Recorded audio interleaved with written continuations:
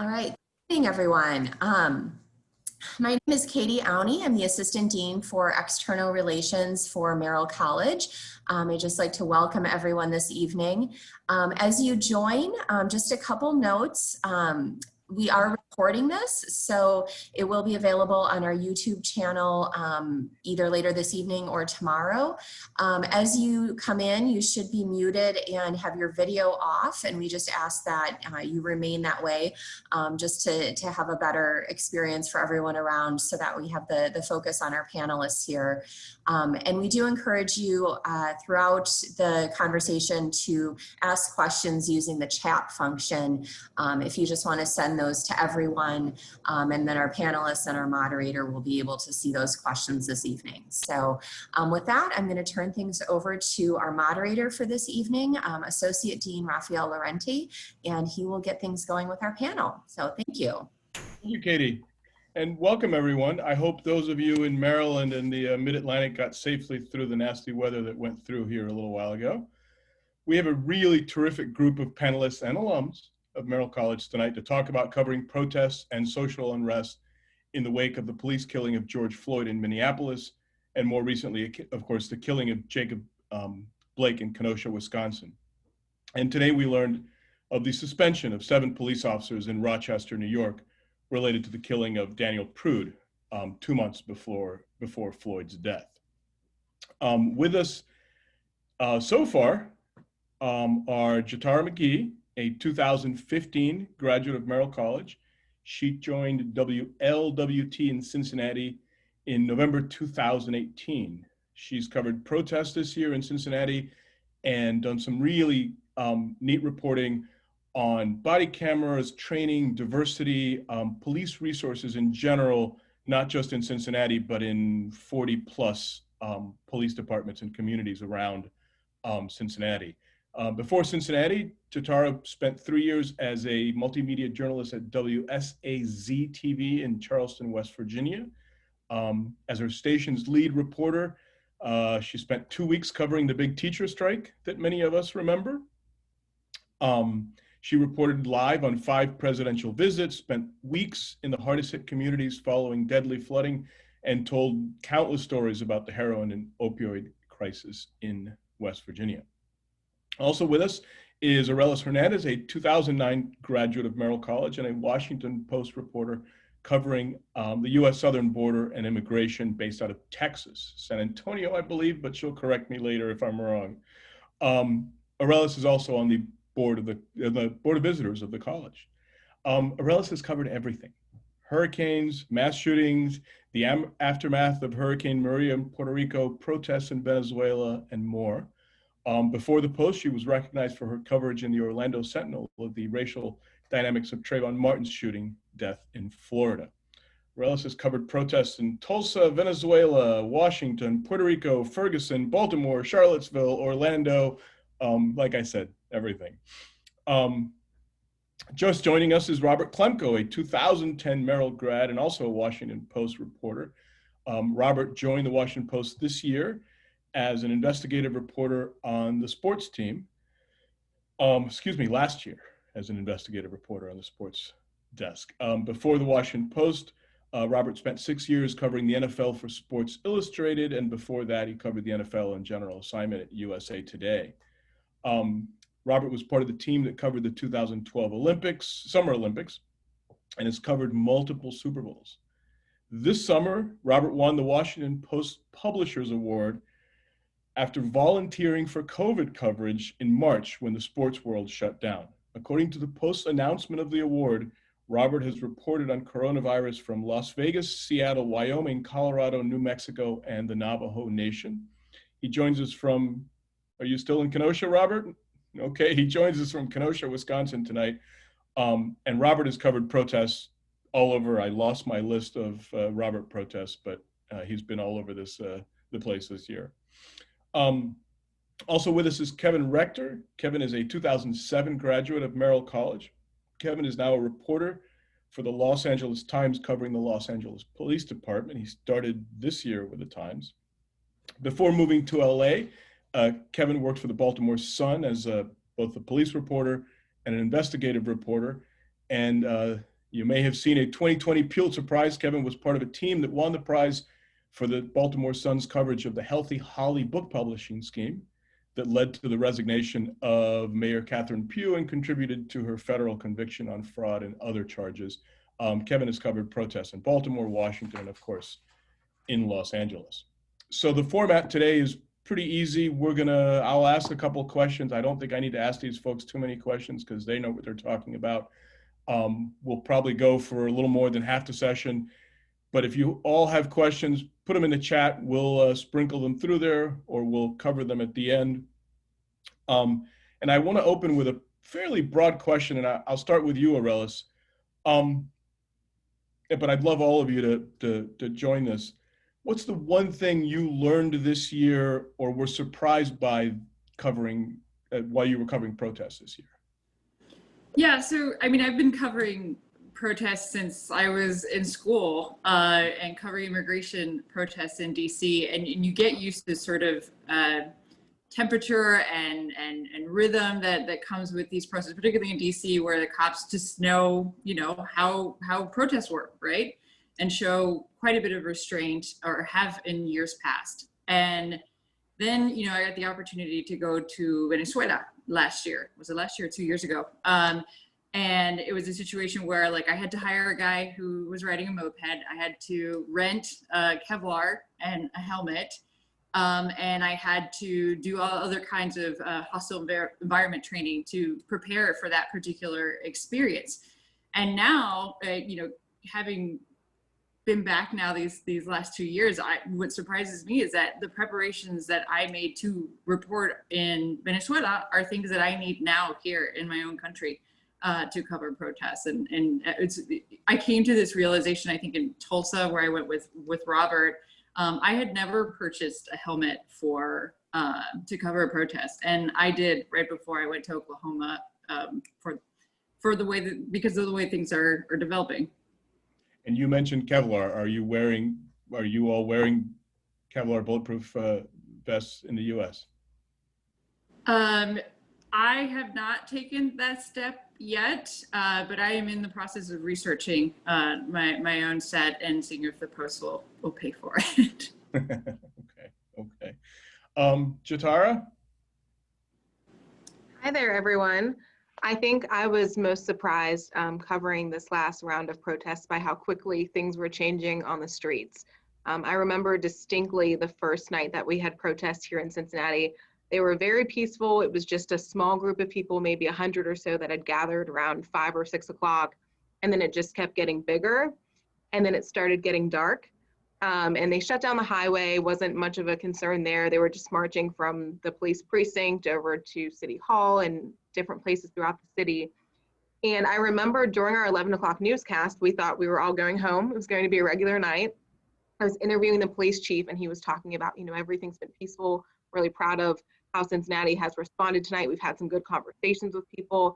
And as soon as I finished that interview, I heard the next reporter in my ear saying, Stephen and Ashley, things are getting violent. She was over at the jail, and just a couple they looked like teenagers, honestly, had gone and broken the big glass windows at the jail, and then everything turned like that. And police were already out in their riot gear, but the mood immediately changed, and we were out with live coverage for probably 6 hours after that point. So I think I was just really surprised actually being in that moment instead of watching on TV, where they can choose when to show you the most dramatic scenes, of actually out covering those scenes, and how it really changed in a matter of seconds. And that continued to be the theme for the next several days. You're the one TV reporter in the group, so security for you all sometimes is a little different because you're more exposed or more obvious both to protesters, bystanders, and to police. Are you all taking different precautions now? Yeah, we've had some really interesting conversations since the protests about how to identify ourselves even more, or if we should be. We did have security after that first night. Retrospect, it would have been nice to have it the first night, but no one knew it was going to get that crazy. So we did have security with us from that point forward. One of the problems is that a lot of the protesters, especially the ones that were out late at night, who were really just trying to cause some trouble, would see the security with us and think that they were police. So we were becoming the targets of some of the protesters as well. So it's that fine balance of trying to be safe and keep a safe distance, but also being close enough to try to show people what's going on. And then we also had an issue where police were saying, at least the public information officers were emailing back to our newsrooms, reporters need to be more visible, they need to be more visible. And we have huge cameras out there, and I'm in station logos, and a lot of the protesters who didn't want us there, that was an issue that they would immediately identify us. So it's still a conversation that we're having about the best practices and what we can do moving forward, but safety was a much bigger conversation than I think any of us expected initially. Okay. Kevin, you covered protests in Baltimore after the killing of Freddie Gray. Now you're in Los Angeles. What surprised you? What have you learned this year? I think what's been interesting is in Baltimore 2015, the Baltimore Police Department was on sort of the precipice of entering into a consent decree with the Justice Department to bring in sweeping reforms for the police. LA has gone through one. The LAPD consider themselves a reformed department, and they have a lot of policies that speak to how they should interact with protest crowds, et cetera. But what we've seen in recent weeks is many of the dynamics that come into play between large crowds and police officers are far from resolved. And even if you have a plan in place and protocols in place as a police department for how you should interact with large crowds of folks, individual officers on skirmish lines and even commanders who are sort of calling the shots don't always adhere to those protocols. They veer left and right. Sometimes as an observer, you don't know which way they're going to veer. And, you know, in the aftermath, the LAPD is being sued in a class action lawsuit for many of the same things it's been sued for before, including shooting people with projectiles and badly injuring them. So to see how hard it is for departments to get it right has been a lesson for me in recent weeks. And I think it's also, I feel for Jatara because I know I've realized even that I think protesters are more aware of the fact that their images may be beamed, you know, around the world. And they are keeping an eye out for people who are taking their picture. Now, whether that's me on my iPhone to tweet a picture or Jatara's crew with the big camera, people are keeping their eye out for it more than they used to, I think. And so there's a learning curve for everyone involved. Robert, well, what surprised you, and do you have any late-breaking updates from Kenosha since you're there? No late-breaking updates. Biden was here earlier today. I was able to watch it a little bit on television, but I've kind of been transcribing, so I was keeping one eye on that. Things have really cooled down here, though, since the first couple of minutes.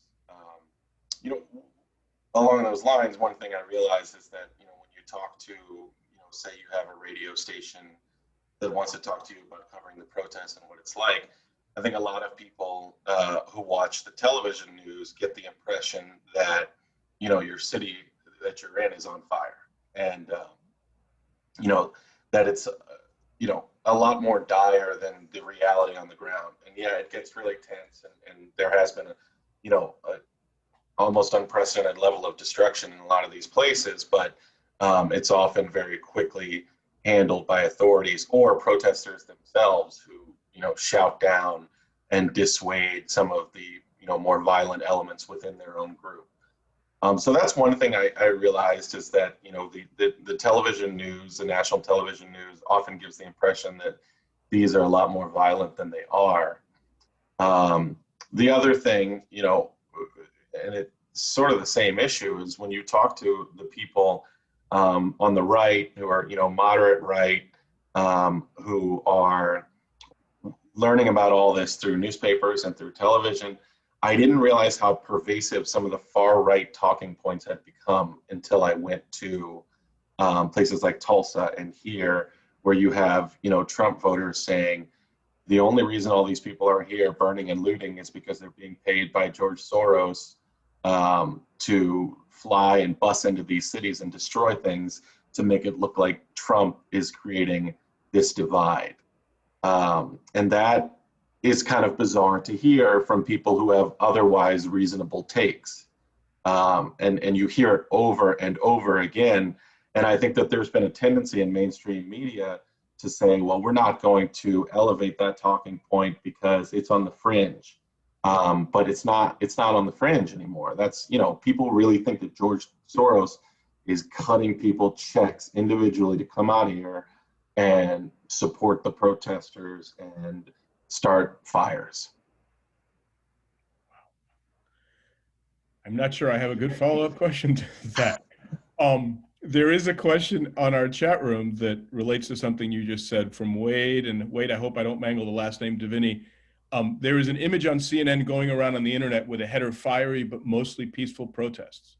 The reporter was standing in front of a burning building. Did CNN frame that situation correctly? Was the network trying to prevent politicians from demonizing the actual peaceful protesters? In other words, if it were you, would you reword the graphic? And this kind of goes to your point of how do you portray what's going on without making it look like it's more or less violent than it really is? No, I think, did you ask one of those guys that? Or was that just open-ended? It's open-ended, but I wanted to read the. I think the television shot, they're always going to want the best background, right? The most extreme illustrative background, and so obviously if you're writing the cryon, you have to be really cognizant of that. I think that there's a desire among reporters and producers on the ground to say, I've been here for 6 hours and I've watched this group of people, and 2 or 3 guys showed up and threw a Molotov cocktail at this building and then it lit on fire, but that's not really representative of the group effort here. And they've talked to all the leadership in these protests who say, we don't support the burning and the rioting and the looting, but we can't stop people who want to do those things from joining us in protest. So there's that kind of conflict, that push and pull between the desire to get the best shot and the most lurid shot, and the desire to accurately represent what's happening on the ground.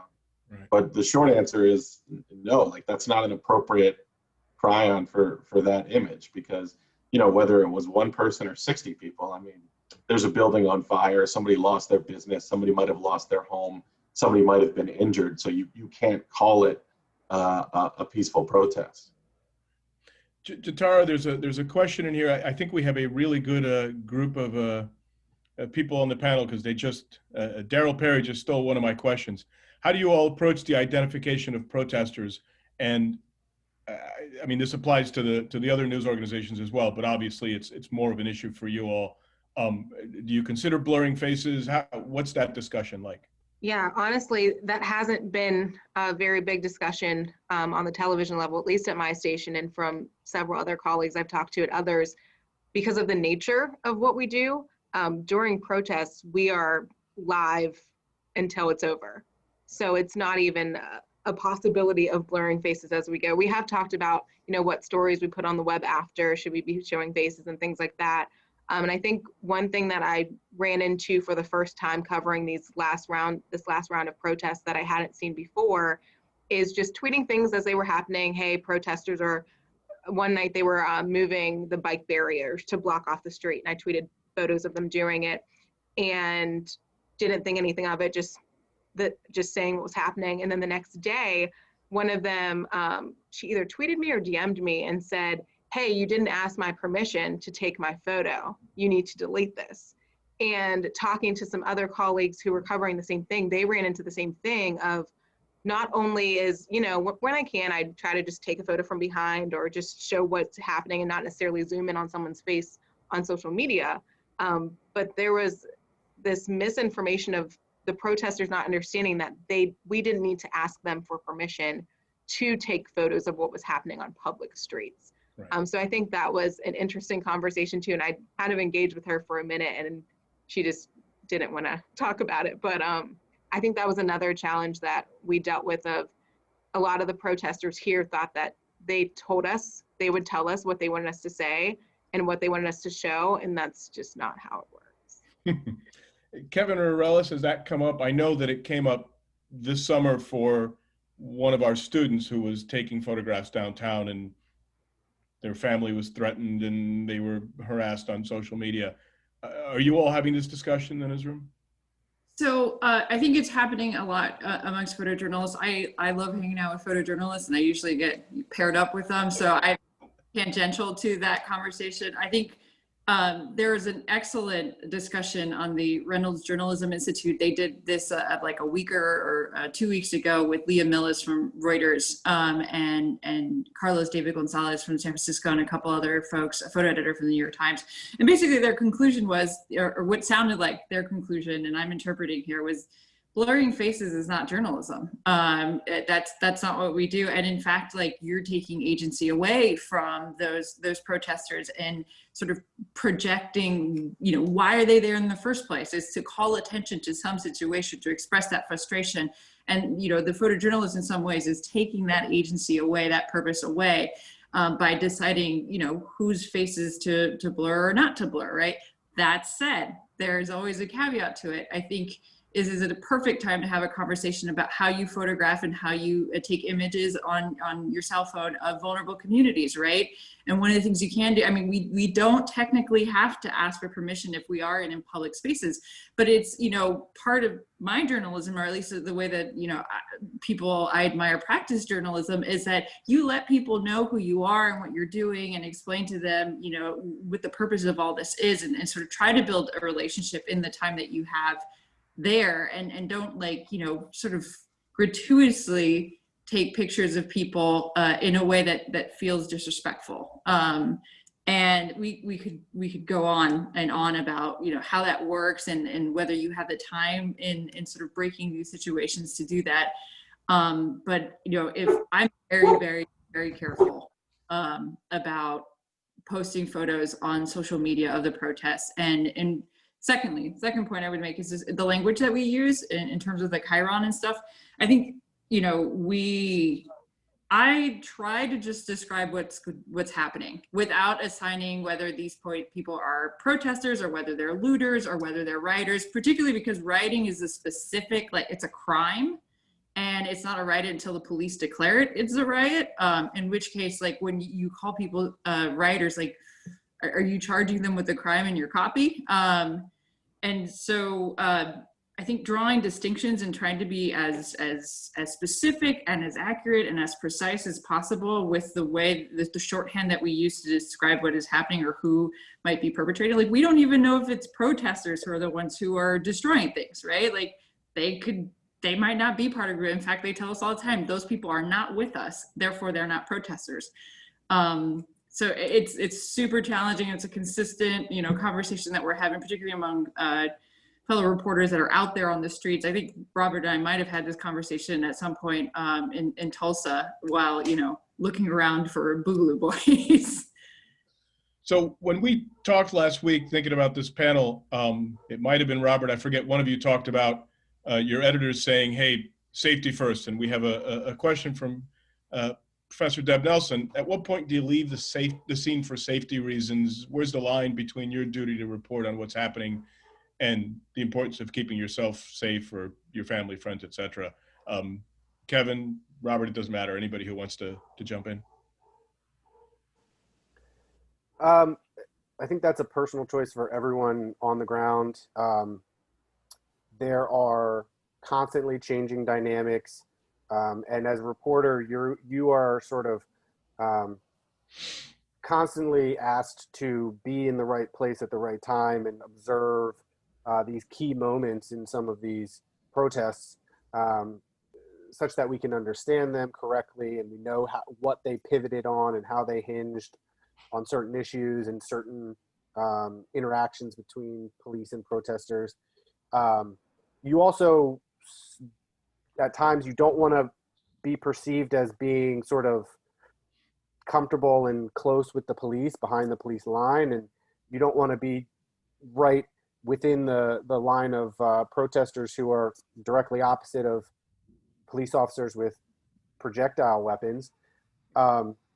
So I think it depends on the individual reporter. It depends on the individual situation. All I would say is that going into a situation, you want to have as much awareness as possible as to where you are physically, vis-a-vis those touch points, those skirmish lines, but also in the city. And if you can, just observe how police are operating, because they are operating specifically to surround certain groups, to divide certain groups, to interact with the crowds in such a way that they can diminish the size of any one crowd or circle a crowd so that they can make a bunch of arrests. And as we've seen in different cities, different police departments have different levels of respect for reporters who may be right in the mix of a crowd of protesters, or people who they intend to start arresting. So knowing that context, I think, is just important for wherever you are.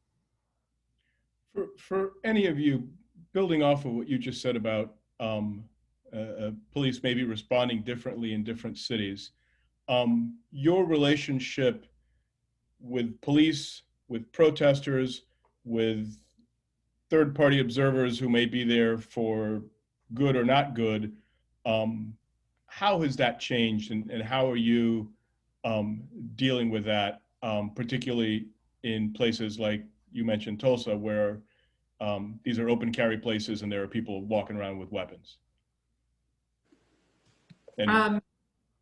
It's more, it's just you know, it's antagonism on all sides in a way that I guess I foolishly underestimated to some degree.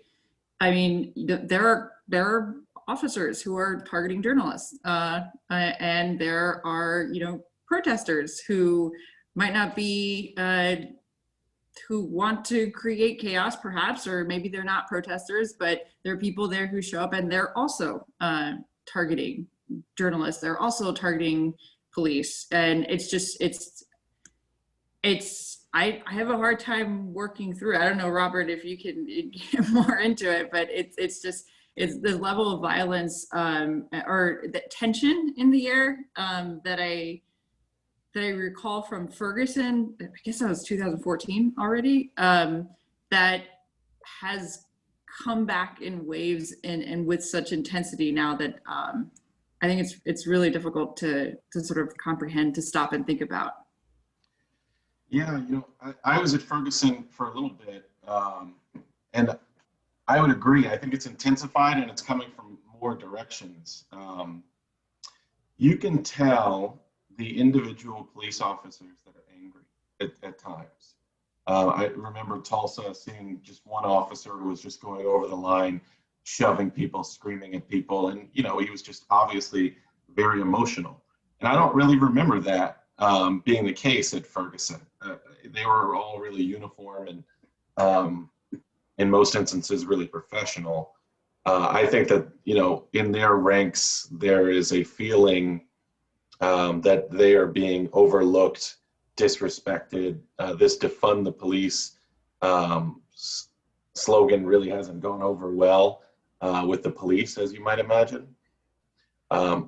As far as the other protesters and people who may be posing as protesters or in the crowd, you know, I think you find yourself searching waistbands for guns, seeing what people are holding in their hands, taking mental images of people who, you know, don't seem like they belong or look like they're waiting for some sort of opportunity to do something.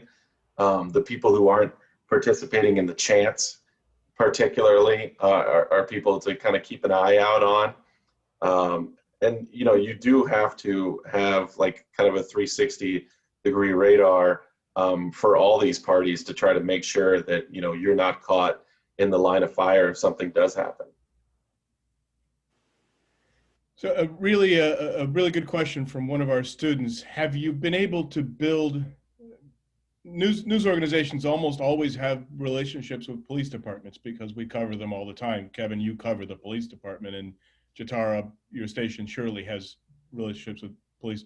Have you been able to build relationships with the protesters, the movements, the sort of the leadership structure of the protest, as opposed to you know, showing up to talk to people on the street, and has that changed your coverage at all? Yeah,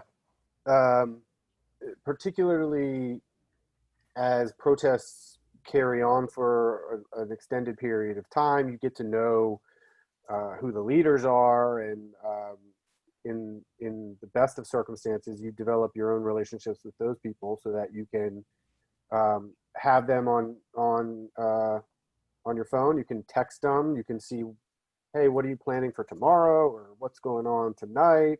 So in an optimal world, you would have relationships with those people and different folks, because the protests, particularly when they reach a certain size, are being led by a lot of people. It's not one person, it's a bunch of groups. There are youth leaders and leaders from academia and leaders from Black Lives Matter or other similar groups.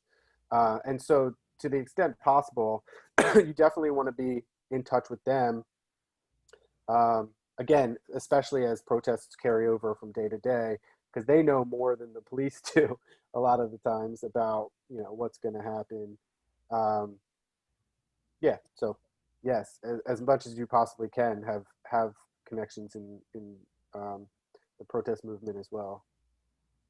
I'll add on to that. I think there were definitely relationships, or at least connections, that we formed with some of the people leading the protest, you know, just taking down their number and continuing that conversation. But as we got later into the summer and the majority of the protests became more centered on just defund the police, I don't think I have any of their phone numbers. A lot of those protests, we were walking in saying, hey, do you want to talk to us about why you're here? Hey, we want to know what's important to you all, whatever the questions may be. And in some cases, they wouldn't even respond to us. They would just look at us.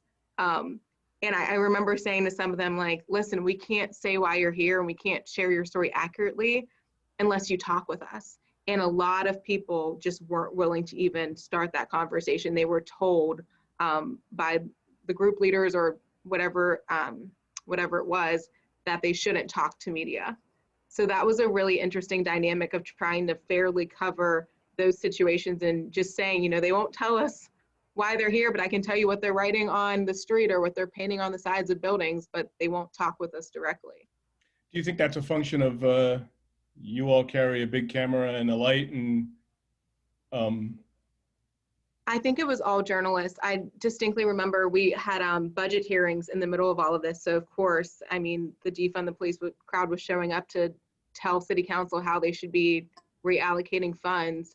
And a large protest formed outside. They said no police are allowed in here, no media is allowed in here. And we were parked in the center of where they were, just working and typing away on our laptop, you know, putting a story together. I wasn't really paying attention to what was going on the outside for probably 30 minutes.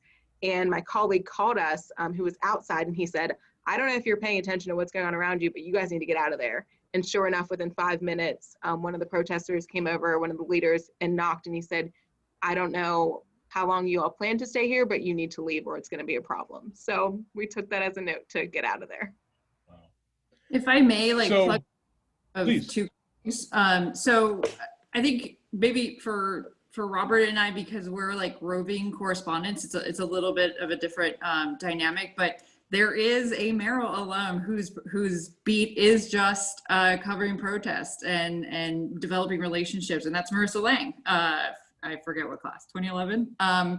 But she, for the Post, like, she has a piece coming out this weekend, and the protesters already know her face. Like, they know who she is. She's been around for pretty much every single one, to the point where, like, you know, people will come up to her, oh yeah, you're the Post girl, you know, like, and what she's been doing is trying to develop relationships with all the DC people so that she knows who are the people who are not from DC, right? Like, when they come to these protesters. And secondly, I would plug, you know, a former colleague, Wesley Lowery, who I worked with in Ferguson. One of the things that he did amazingly and effectively was to spend time with the protest leaders in the quiet moments. And he's the one who showed me this, you know, when they were meeting to have a burger or to find something to eat late at night after the protest had separated. It means staying after you filed your story and spending some time there and letting them know that you're there, even if they won't talk to you, just like, I'm just gonna hang out here and I'm just gonna be here. And that sort of builds currency. And that's something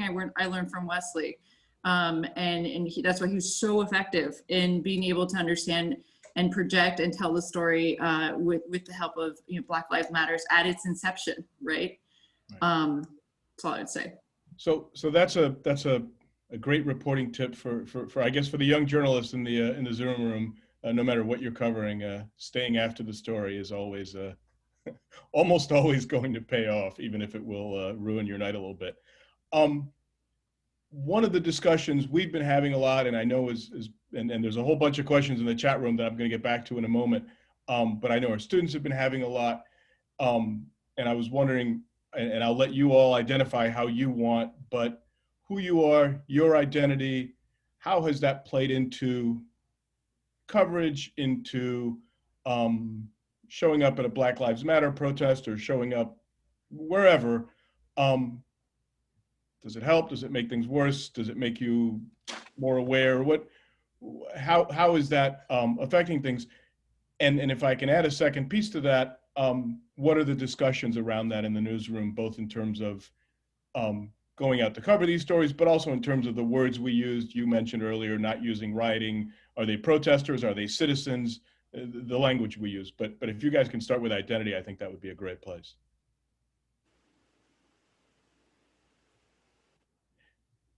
And any of you can go. I might just pick on you, Kevin, because you talked last week about the young reporters in the newsroom being the ones who were stirring change and making editors think. So maybe you can start. Sure. Yeah. I mean, there's a deep and overdue conversation in newsrooms, I think, all across the country about how newsrooms cover certain communities, whether or not the newsroom reflects the community that it covers. And I know in my own newsroom, there's been a lot of conversation about diversity and issues of our coverage. Should we use the word looting? It has a long, sordid history of being misapplied and being applied in racist ways. Is the term itself something that we should do away with? It's in the legal code. It's a very specific crime for essentially burglary during a state of emergency, and people are charged with that. So should we only use the word looting when it's a charge and otherwise describe the specific action, which would be burglary and what have you? I know going back to 2015 in Baltimore, we had the same conversation about riot. Is it a riot? Is it an uprising? Is it unrest? And those conversations are growing and getting more and more robust in newsrooms. Not everyone is landing on the same solution or way in which we should use these words, but it's an ongoing conversation. Going back to identity, I think every reporter obviously has their own identity. I think different aspects of individuals' identities can help them cover different communities, which is why it's so important that we have diversity in newsrooms. I think my own identity as a gay man has helped me think about this idea of using language and and seeing different types of people in the crowds that we're covering, seeing the diversity. I look back, or I look now at how Pride is a time when every company wants to slap a rainbow on its product and say, yeah, isn't Pride great? And the history of Pride and the history of Stonewall being essentially a riot has largely been erased. And now some people are trying to bring that history back. So I think we can do ourselves a disservice as well if we try to pretend that protest is not what it is. In a lot of ways, it's a commentary on society that only large protests where damage occurs gets the attention of people and of policymakers, such that they actually try to start listening to the demands of protesters. We can't ignore that fact, but we also have to be specific in the language that we use, and we have to be cognizant of the history of certain words such that we don't continue to harm communities of color and other diverse communities by the work we do. Anybody else want to touch on identity or language? I think there's really kind of two different conversations with that. And the first that I'll touch on is that we have had conversations in the newsroom about, you know, it can't just be that the Black reporters are the only ones prepared to cover the Black stories. And an example that I brought up was, you know, when we had our civil unrest here, and I was in the streets late at night, I wasn't just texting police to find out what was going on. I was texting people who lived in the community, and that we all needed to be able to do that in the newsroom. And if you haven't done stories with leaders in the Black community, you're not going to have those numbers and that relationship to be able to do that. The other part of the conversation is just the perceptions that people have when you show up. When I show up to a scene, especially in current times, they immediately see that I'm a Black woman. And I feel sometimes work overtime to show them that I'm going to be fair and that I'm not biased just because of what I look like. And that's been a really interesting conversation that we've continued after the protests, of looking specifically, for example, at Black officers and what they have to go through, and how their narrative and their perspective is oftentimes a lot different than what a white officer might tell you. So we've been trying to tell those stories too. So kind of taking the experiences that are happening to us in the field and taking a step back to say, okay, well, who else in this equation of Black Lives Matter and police, who else has that kind of interesting perspective that they don't just fall into one group, and where do they fall in this, and how do we tell their story, and how does it matter? And that's been a really rewarding experience over the last couple of weeks of starting to tell those kinds of stories. Robert, you approached some folks in Tulsa who maybe were surprised you approached them. You want to talk about that a little bit? Sure. You know, in Tulsa, we had this really unique situation where you had Black Lives Matter protesters who were or I guess they were still just protesters, but there was a very large group of Trump people that they were facing off against. Whereas that's, you know, very rarely the case with a lot of these protests. But it was because they were outside of a Trump rally. And so there were a lot of families that I guess hadn't anticipated protesters or had no interest in watching them, or did have interest in watching them, but had little kids with them. And I saw a number of people kind of talking to their kids. There were some kids who were upset at seeing the Black Lives Matter protesters. And I thought, you know, I really want to know what they're telling them. The one thing I'll say about the Post, maybe Arelis, you've had a different experience, but I think the editors really don't have a lot of conversations about, like, oh, you know, Robert shouldn't do this because he's Black, or you know, this person shouldn't do this story because they're white and it's going to be harder for them. I think there's the expectation that, you know, because we work at the Post and we've been doing this at a high level, that, you know, you should be able to have a conversation with almost anybody and interview almost anybody. And so that's the way that I approach the job. And I started talking to Trump voters, and, you know, there's a very clear disconnect on a couple of levels. The main one is that I'm wearing a mask and none of them are, because they've been told that it's a political statement against the president to wear a mask. So, you know, you have to kind of get over that hump, and, you know, you try to keep eye contact, try to jump right into conversation, as opposed to, you know, saying, hey, I'm doing this story. Uh-oh, I lost Robert. I don't know if everybody else did as well. Okay, I'll go into the chat room and grab a question, and if Robert comes back, we'll let him finish. There's a question here from Stuart Banner. Any sense from anyone that protesters are playing to the cameras and escalating to get more attention, or doing the opposite, de-escalating because you all are around? Or, in other words, do you feel like you're having an influence on what's going on just by your presence? I think that's what he was asking. I don't know. I think that's, go ahead. I was going to say, in most cases, I don't think that's the case, at least from my experience. I will say that from the world of social media, which is not fun to look at during this kind of coverage, a lot of people say, you know, if the cameras would go away, this would end. Because the cameras are there, that's why so many people are out protesting. So there might be this idea that because the cameras are there and because we're covering it is what's fueling the fire. But I didn't personally see that or feel that out on the streets. Yeah, I think that's really difficult to sort of parse out and figure, like, it's almost like a chicken and the egg, you know, conversation.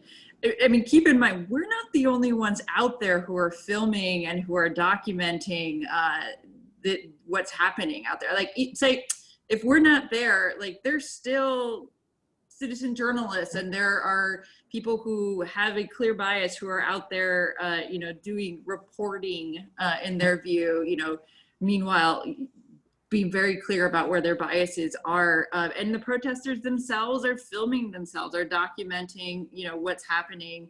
I've seen some really sophisticated, like, you know, camera crews who are out there, but they're part of the protest movement. So I think it's really difficult to parse out because it's coming from all directions. I think they certainly, as this goes on, and it's an issue of momentum, right? Like, you're sort of trying to test whether this is going to continue day after night after day after night, and deciding whether, based on that, you're going to join the throngs of people. Right. Robert, we lost you mid-sentence there. You wanna finish your thought? Sure. Sorry. I think the hotel all right. reset. I didn't do it. I didn't cut you off. Okay. But, you know, like I said, Oh, no. Can you hear me? Can you hear me? Yeah. I think, you know, Yes. the post is very encouraging people to branch out and try to talk to all different sorts of people and not pigeonhole any reporters and say, hey, you can't do this. So, you know, I approached all of these Trump supporters and with the mask on, and I asked them, you know, what they were telling their children. You try not to break eye contact. You try to keep the conversation going, and you're holding out a recorder. And a lot of people face to face in those interactions, they may feel like this person doesn't like me, or this person thinks I'm stupid, or this person is biased against me. But a lot of people have trouble turning you down face to face. You know, it's easy to hang the phone up on somebody. It's easy to ignore an email. It's a lot harder to tell someone to screw off when they're standing 3 feet, 4 or 5 feet away from you. So, you know, I ended up, you know, getting some revealing stuff about what Trump supporters were telling their kids about Black Lives Matter. And I think it showed a lot of people on the left how much bigger the divide was than maybe they anticipated. So there's an age-old question, especially in Washington, about crowd size. And someone asked, and I can't see the question now, how do you go about determining crowd size? Do you even bother these days to try to do such things? I know that in DC that was always a fraught exercise. No, I didn't think so. Have you ever not covered a protest or one of these demonstrations because you were concerned for your safety? Have any of you left out of concern? The one time I left in Minneapolis, I was detained, and then the police said if they detained me again that night that I'd be arrested. And it was like 1 a.m, so I was like, you know, are these next 2 hours of worth it? Going to jail in Minneapolis. So that night I went home. Sounds like a good choice. Before I move on, anybody else want to touch back on the question of identity that Robert was talking about when he got cut off, or should I move on? I mean, I can just add a little bit and just echo what Robert said about the post. I think, yeah, absolutely. The expectation for us is that we can talk to anyone. And frankly, that's the expectation I have for myself when I'm going out there. But there are things that happen when they see this face or they hear me say my name, Arelis Hernandez. And sometimes that's on purpose, a deliberate cue to the other person, if they're a person of color, that, like, you know, and sometimes it's not as welcome in those conversations. But for the most part, it has not. There's only been, I think, one time in my career where that's been a barrier to a conversation. And for example, also at Tulsa, I interviewed this guy who had been to, I think, 66 Trump rallies and had caught COVID. And one of the guys from his crew died of COVID after attending a Trump rally in January. You know, he didn't have to talk to me at all. And he's one of these guys who has like a whole setup of like a motorhome, and he goes to all these Trump rallies, and he's one of the mainstays there, was watching all the protests go by.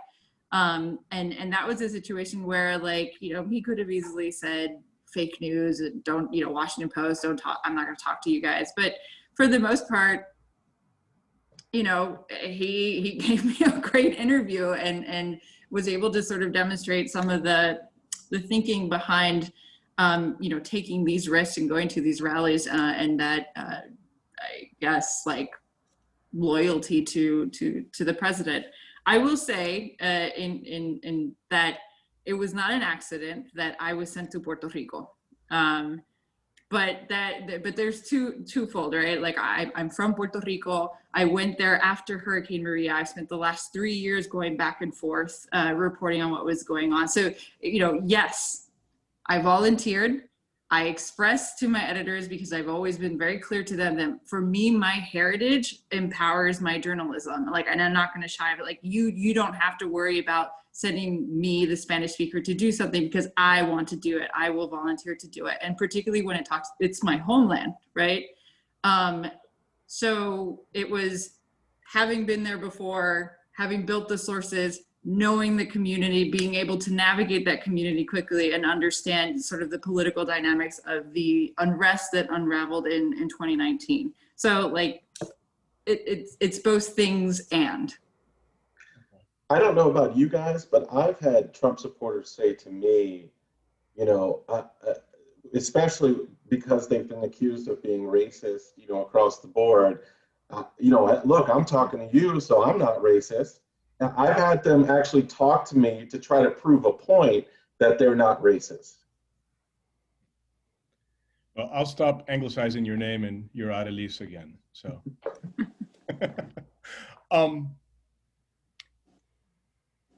Another question from the chat here. What do you all think about reporting on misinformation, and where's the line between when a conspiracy needs to be covered and when it doesn't? How effective is it? And this goes a little bit to what Robert said earlier about George Soros and the checks and all that. How are you dealing with that? And have you had to deal with that this summer?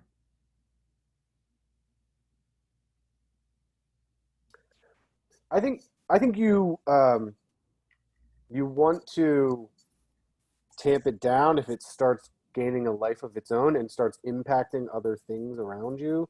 But there's so much of it out there now. There's so much misinformation that if every reporter spent all of their time dispelling mistruths, we wouldn't be able to tell many truths. To the extent that a piece of misinformation has elbowed its way into the broader dialogue in a substantive way, such that it's changing other facts, then I think you can address it and you should address it. But when it's just wild, off the cuff stuff that is sort of demonstrably false, I don't think you need to spend much time trying to tamp every last piece of misinformation down. Jatara, anybody else? I think on the local news perspective, we haven't dived into those conversations as much. I know we're starting to here and there, like, for example, a few days ago when everyone was sharing the meme that the CDC says only 6% of the numbers reported are actually deaths. We talked about that, and we kind of had a moment where we were like, we need to start when it's the majority of emails that we're getting or comments that we're seeing, and a lot of people are believing it. there's a notion that we just aren't talking about it because we don't want people to know the truth. And that's when we need to say like, hey, yeah, we reached out to our local health department, put out a factoid. We reached out to them, here's what they say. You've probably heard this, but it's not true, and here's why. So I don't think we're as far along in those conversations, but it is starting to be a topic of conversation. So also from the chat room, should threats or even violence toward journalists be part of the story? When do we become the story? And again, you all are describing a different, generally speaking, a different scene on the street than an old geezer like me remembers.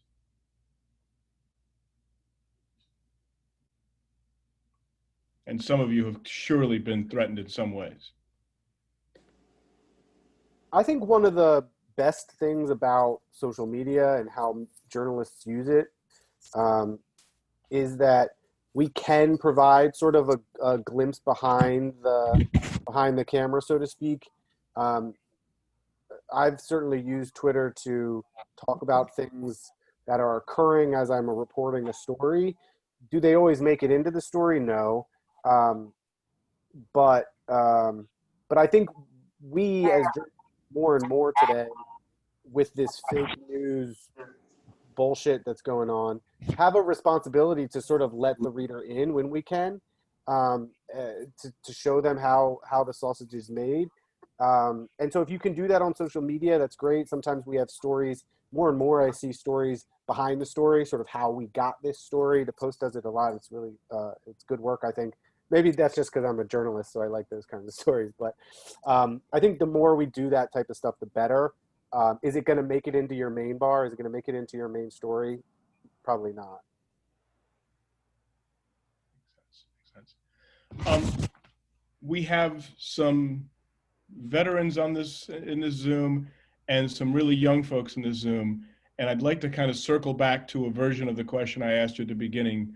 We've only got a couple minutes left, which is, what does a young journalist need to know going out there doing this today? And what does an old guy like me who hasn't been out there in a long time not know anymore? That makes any sense. I think if you're a young journalist going out there, I think you need to expect that things are probably going to get worse out there on the streets, and you need to be prepared with even just practical safety things. For example, if you have some sense that there's going to be things being lit on fire, don't wear synthetic fabrics. Something as practical as simple as that. You know, wear cotton, right? Because synthetic fabrics are incredibly flammable. You've got to know what to do if you get tear gas, and what that's like, and what are the remedies that you need to take in order to be able to continue to do your job. I don't know how this works for television, but I think for print and digital reporters, like, we don't necessarily have to be in the scrum, right? We don't have to be right in the middle of it all the time. You should have visibility of that, and tips like staying on the margins. One of the things that a friend of mine at the Post is trying to get the Post to do more frequently is for everyone to take some level of hostile environment training, to be able to know how to pack a wound in the event that your colleague is punctured by a rubber bullet or a real bullet, a live round. And I know these are things that are not pleasant, but if you're a young journalist and you have some access to like a first aid training or a hostile environment training of any kind, that they tend to be pretty expensive. But if you know somewhere where to get that, you should take that course for your safety, for the safety of the people around you, your colleagues who are going to be there with you. Like, you cannot go into any of these situations with a cavalier attitude, thinking that because it's the United States that things won't get crazy, right? Or it won't go that far.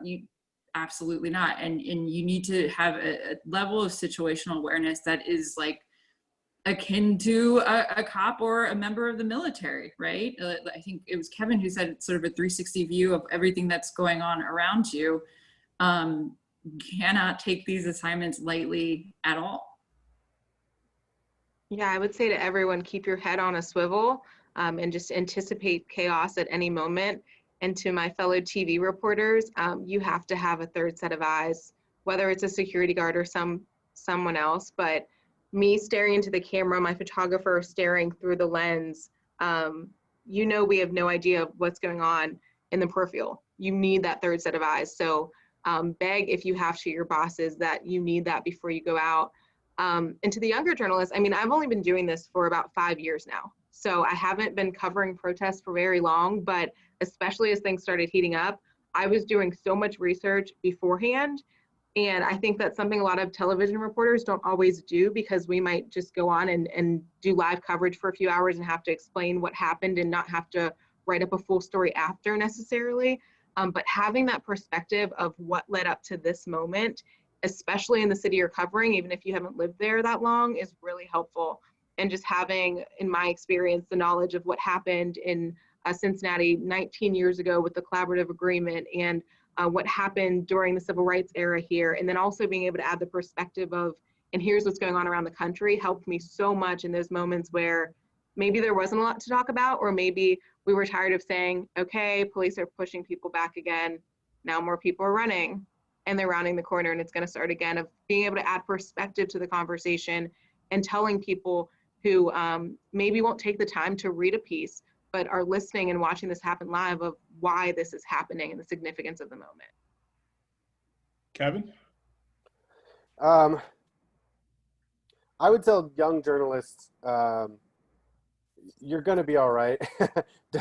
Don't let us scare you off this work. It's important work. And for the most part, I have found that, you know, we talk about some protesters not liking us, or counter protesters not necessarily liking us, or people being mad at the cameras, or it being dangerous to be around these sorts of situations. All of that can be true. And at the same time, it is true that a lot of people on the street are willing to talk to you.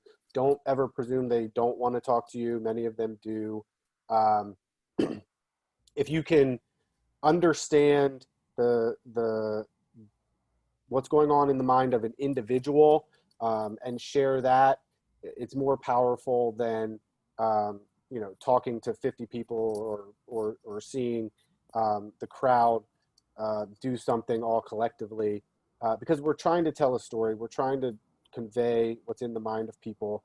So if you can take 10 minutes to really get something clear and important out of one person, but it means you're 7 minutes behind the rest of the crowd, do it for a minute. You know, if you get someone talking and they're a good interview, do it, because that's what's going to give you the best copy.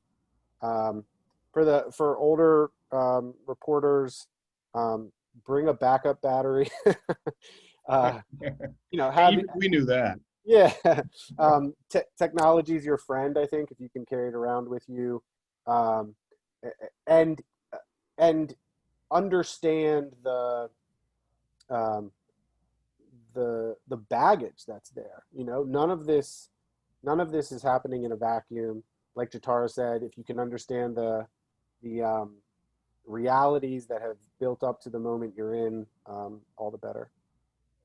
Robert, you're going to get the last word, which I don't think I ever let you do in class. You know, I had an editor at USA Today when I first got hired there who said, you know, I don't want to see you in any scrums.